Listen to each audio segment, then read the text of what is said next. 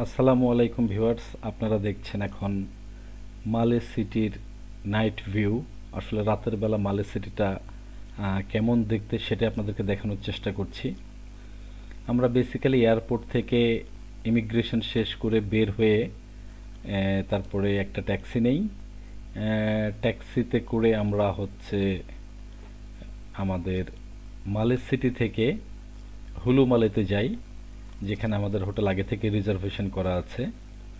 তো সেই রাতের সিনারিটা আপনাদেরকে দেখানোর চেষ্টা করছি। আসলে খুব পরিষ্কার পরিচ্ছন্ন এবং নিরিবিলি একটা সিটি, বাট অনেক ছোট।